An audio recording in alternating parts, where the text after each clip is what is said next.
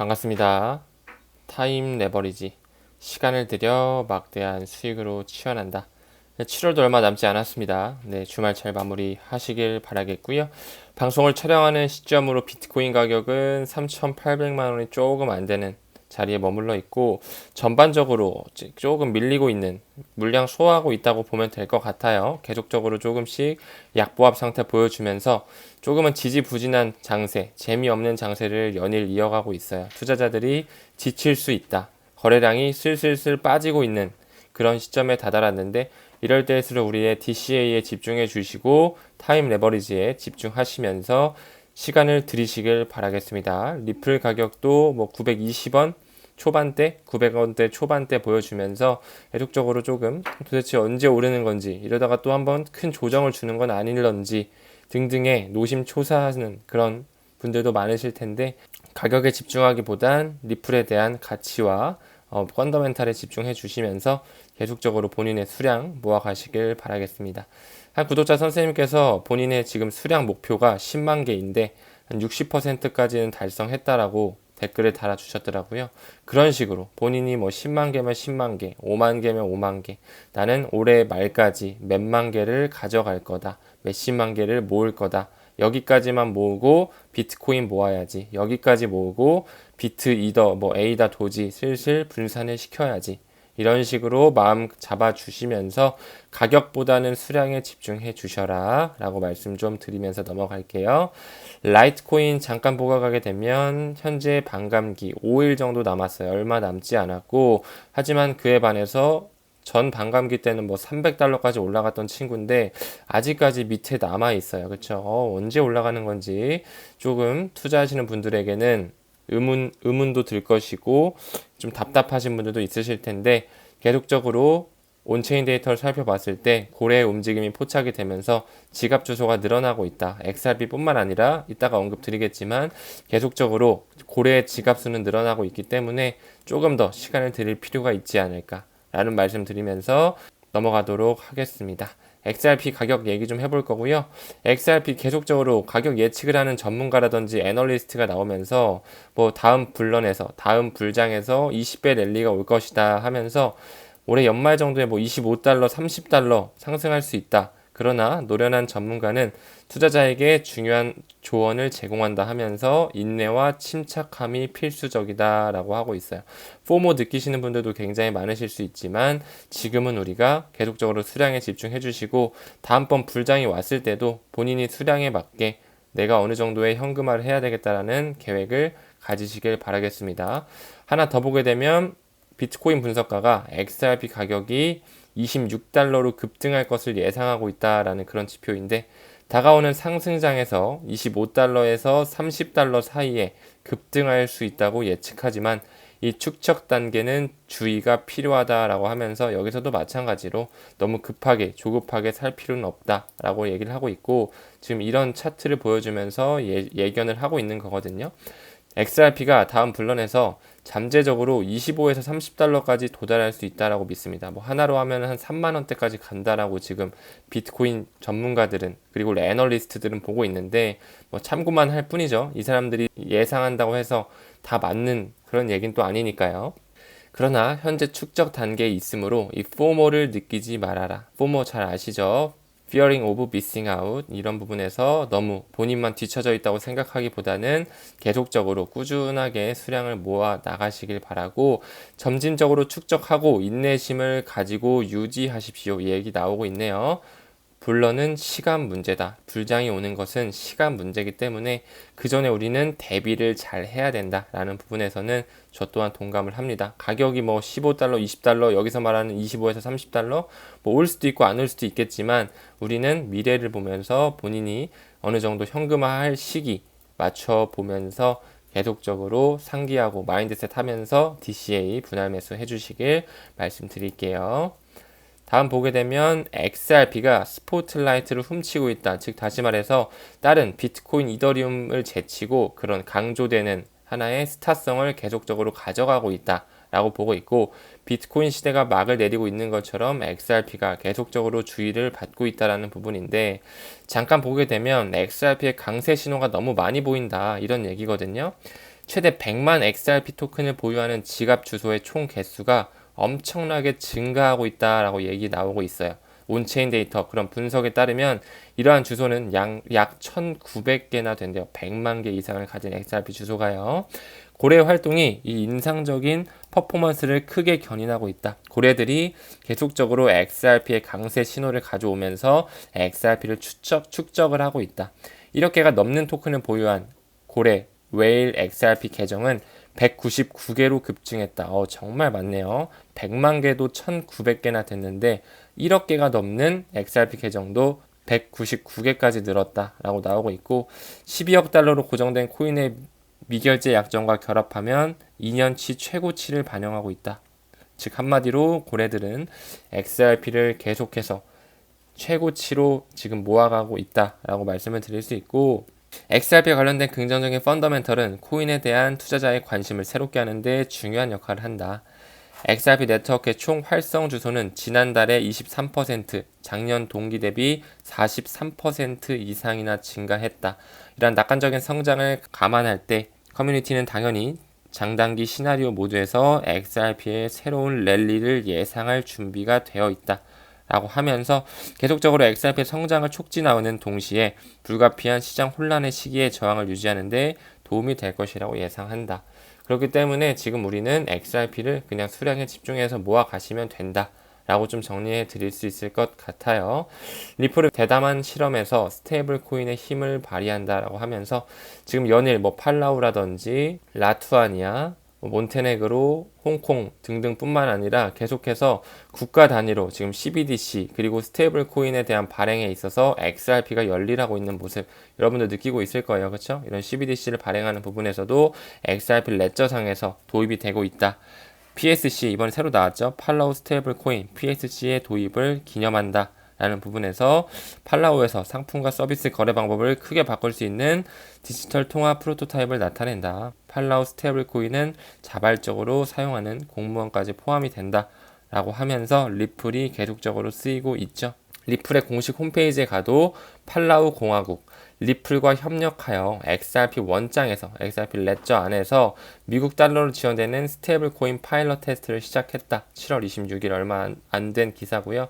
리플 이제 공식 홈페이지에서도 이렇게 명시가 되면서 이 협력으로 안전하고 환경 친화적인 XRP 원장에서 발행되고 미국의 달러로 뒷받침되는 팔라우 스테이블 코인 PSC가 출시되었다. 라는 부분에서 굉장히 중요한 부분이고 그뿐만 아니라 리플은 계속적으로 분산 원장 기술을 통해 DLT Distribute Ledger Technology 기술로 통해 CBDC의 플랫폼의 기술력을 지원해주고 있죠. 이 부분에 있어서도 역시나 팔라우는 중앙은행이 자체 중앙은행 디지털 화폐 CBDC를 발행하도록 설계된 엔드-투-엔드 솔루션인 리플의 CBDC 플랫폼을 활용할 것이다. 이 부분에 있어서 리플은 세계 최초의 이니셔티브 상도 받았죠. 계속적으로 CBDC와 스테이블 코인을 발행하는 부분에 있어서 XRP의 레저, XRP 원장이 계속적으로 열일하고 있다. 라는 부분을 잘 알고 계셔 주시면 됩니다.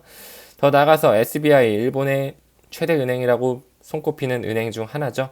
미쯔비시, 미즈호, SMBC 그 뒤를 이어서 SBI 홀딩스, 손정희를 뒷배로 하고 있는데 리플의 XRP 기반 ODL 솔루션에 주목해야 된다라고 나오면서 리플의 가장 오래된 파트너 중 하나죠. SBI는 이미 SBI 리플 아시아를 가지고 있고 SBI는 리플의 기본 암호화폐인 XRP의 실시간 전송을 강화하는 것을 목표로 하고 있다.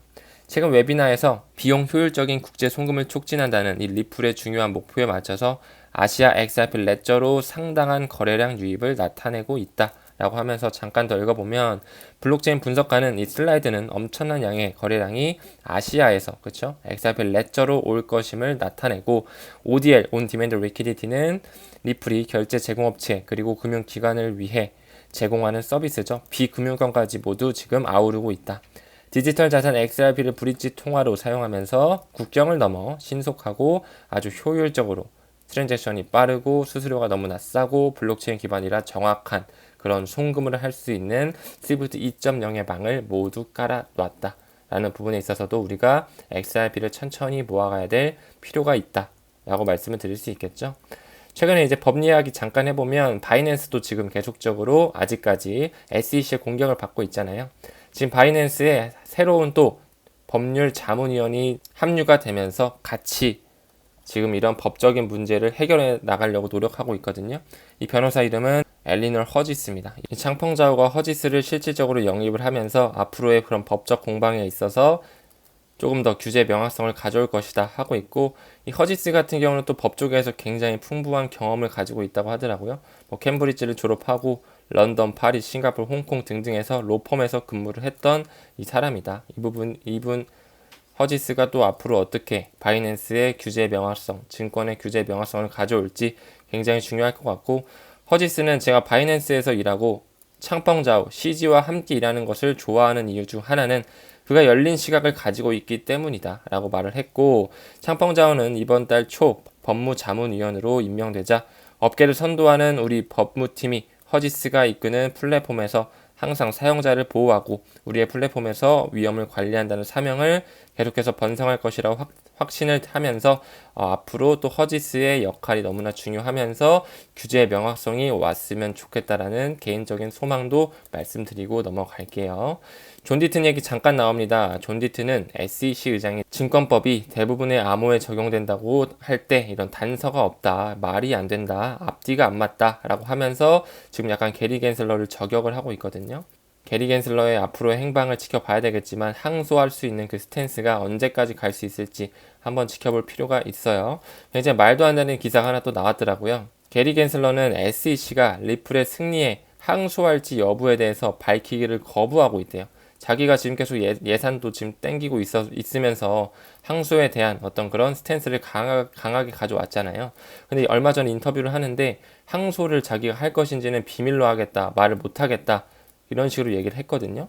잠깐 읽어보게 되면 XRP는 개인 투자자가 아닌 기관 투자자에게 판매될 때만 증권이라는 이 리플의 사례에서 내려진 판결이었죠. 약식 판결이 나왔고, 나는 당신이 이전에 이 판결에 실망했다고 말한 것을 알고 있다 라고 하면서 SEC도 추가 검토를 모색할 의향이 있다, 항소하겠다는 뜻이냐 이렇게 물어봤어요. 게리 겐슬러한테.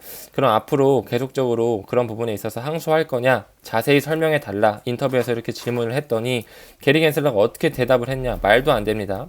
이에 대해 게리 겐슬러는 위원회가 다음 조치를 결정하지 않았다. 아직 결정하지 않았어요. 겐슬러는 자신의 위원 5명 중 본인이 의장이면서 5명 중 자기는 1명에 불과하다. 자기는 일개 그냥 SEC의 구성원 중에 불과하다. 따라서 그는 SEC가 판결에 항소할지 여부를 결정할 권리가 없다라는 식으로 또 갑자기 발을 빼는 스탠스 보여주고 있어요. 말도 안 되죠. 또한 게리 겐슬러는 SEC 직원이 제안한 권장 사항을 논의할 것이라고 하면서 말을 지금 아끼고 있거든요. 이런 부분에서 본인이 예산 더 땡겨달라, 암호화폐 규제 확실히 할 것이다, 항소 무조건적으로 할 것이다 하면서 기사까지 많이 나왔는데, 이제 와서는 또 게리 겐슬러가 자기는 그냥 5명 중 1명이에요. 아직 항소할지 어떻게 될지는 모릅니다 라고 하면서 인터뷰 때 이렇게 얘기를 하더라고요. 참 말도 안 되는 일이 벌어지고 있고 또 말이 어떻게 바뀔지 몰라요. 그렇기 때문에 우리는 항소에 대한 그런 리스크 관리를 그냥 하든 말든 니들 마음대로 해, 나는 그냥 연말까지 XRP 모아 갈 거야, 이런 스탠스로 가져가면 참 좋을 것 같습니다. 미국 하원이 계속적으로 열일을 해주고 있죠. 금융위원회에서 암호화폐 자책 수탁 법안을 통과했다. 굉장히 의미 있는 그런 법안이 통과됐어요. 원래는 2분기 내로 나스닥이라든지 아브라뱅크, 역시나 기득권 세력과 연루가 되어 있는 그런 거래소라든지 은행에서 암호화폐 커스터디 서비스를 출시하려고 했었거든요. 보이시는 것처럼 나스닥도 지금 커스터디 서비스 계획 중단이었지만 원래는 2분기 내에 출시 예정이었단 말이에요. 아브라뱅크도 마찬가지로 빌 바르헤드가 이끌고 역시나 마찬가지로 유대자본이 다 들어간 그런 기득권 세력이지만 2분기 이전에 커스터디 서비스를 가져오려고 했지만 계속적으로 미뤄지면서 이렇게 일시 중단을 시켰단 말이죠. 계획을 중단했는데 이 부분에 있어서 지금 하원 금융위원회가 암호화폐 자체 수탁 법안을 통과하면서 이 부분이 또 어떻게 작용이 될지 우리가 눈여겨봐야 될 이슈다라고 말씀드릴 수 있고, 저는 개인적으로 2분기까지 이제 아브라뱅크라든지 나스닥 계속적으로 이제 가상자산 커스터디 서비스에 대해서 얘기를 했지만 지금 3분기 7월도 거의 끝나가는 마당에 아직까지도 뭐 새로운 어떤 법안이라든지 보고서가 확실하게 나오지 않으면서 지금 약간 물밑 작업만 진행되고 있잖아요. 저는 개인적으로 9월 굉장히 중요할 것 같다, 계속적으로 말씀을 드리죠. 9월에 뭐 FSB라든지 IMF 그리고 G20 정상회담에서도 이제 정말 규제 명확성에 대한 보고서를 실질적으로 나온다 라고 얘기가 나오기 때문에 우리가 한 9월 중순, 중하순까지는 어느 정도 좀 시간을 들일 필요가 있다. 여기도 보면 G20 9월 정상회의에서 글로벌 암호화폐 규제 보고서를 발표한다고 지금 나오고 있잖아요. G20 정상회담 언제 있냐고요? 9월 9일에서 9월 10일 사이에 있습니다. 참고로 9월 9일에 제 오프라인 컨퍼런스 있습니다. 아직 신청 못하신 분은 댓글에 링크 남겨놨으니까 참고해 주시면 될 것 같고, 굉장히 또 G20 정상회의에서 어떤 얘기가 나올지 굉장히 기대가 돼요. G20 회원국들은 암호화폐 시장이 위험과 동시에 기술 혁신의 잠재력을 공감했고, 이 부분에 있어서 논의된 주요 내용으로는 금융의 안정성과 암호화폐 규제 우선순위를 정할 것이고, 금융 포용력 향상을 위한 정책 접근법 등을 논의할 것이다. 암호화폐 위험을 인정하면서도 개혁의 필요성을 인정하면서 글로벌 국가들의 공조를 강조했다. 그렇기 때문에 다음에 있을 G20 정상회담이 굉장히 기다려지는 그런 부분에 있습니다. 그렇기 때문에 우리가 9월 중순까지는 좀 가져가면서 뭐 한 번에 조정 올 수도 있죠. 그런 부분에서 흔들리지 말고 한번 쭉 지켜봤으면 좋겠어요. 다음으로 암호화폐 채굴기 제조업체가 지금 러시아로 사업을 계속적으로 확장하거든요. 이 부분에 대해서 러시아가 브릭스 국가 중에 또 하나잖아요. 굉장히 무서운 국가라고 저는 생각을 하거든요. 왜냐하면 지금 계속적으로 지구의 전반적인 기후도 그렇고 계속적으로 이상기후가 나타나면서 앞으로는 에너지가 너무나 중요할 것이다. 그렇죠? 그 부분에서 굉장히 에너지 강국으로 떠오르는 러시아는 또 엄청나게 채굴을 또 쉽게 또 자신들이 그런 전기라든지 에너지를 싸게 소모함으로써 채굴을 통해 이런 비트코인이라든지 암호화폐를 생산해낼 수가 있잖아요. 이런 부분에서도 정말 비전이 밝다라고 보고 있거든요. 글로벌 투자자들, 에너지 강국 러시아, 혼란 여파의 촉각을 곤두세우고 있다라고 하면서 일부 투자자는 러시아가 주요 에너지 그리고 곡물 공급국이라는 것을 감안했을 때 미국 국채와 상품과 같은 안전자산에 미칠 영향에 촉각을 곤두세우고 있다. 러시아는 굉장히 영향력이 있는 국가입니다. 이 국내 총 생산량 GDP 규모가 호주와 비슷한 수준으로 세계 10위권 경제권에 밀려났지만 우크라이나 침공 이후에 지금 전쟁하고 있죠. 서방의 제재에도 최대 에너지 공급 국가 중 하나로 아직까지도 자리매김하고 있어요. 러시아의 하루 원유 생산량이 1000만 배럴 수준으로 전 세계 수요의 10%까지 책임지고 있거든요. 또 하루의 총 원유 수출량이 800만 배럴에 육박한다. 엄청난 양입니다. 세계 양대 인구의 대국인 중국과 인도의 이런 러시아산 원유의 천연가스 주요 고객인데 이 부분에 있어서도 러시아의 혼란으로 인해서 에너지 공급에 이상이 생기면 이 중국과 인도는 또 계속적으로 공급을 확보하기 위해서 서방 국가들과 경쟁을 하겠죠.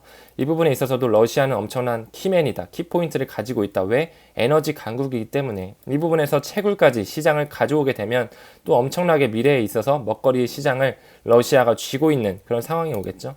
지금 계속적으로 고지서 받고 헛소리 날 정도로 지금 자영업자들 전기세 폭탄 맞고 있거든요. 여름에 전기세가 비싸요. 그렇죠? 한국전력에 보면 봄, 가을이 좀 싸고 여름, 겨울이 비쌉니다. 그 부분에서 지금 여름이잖아요.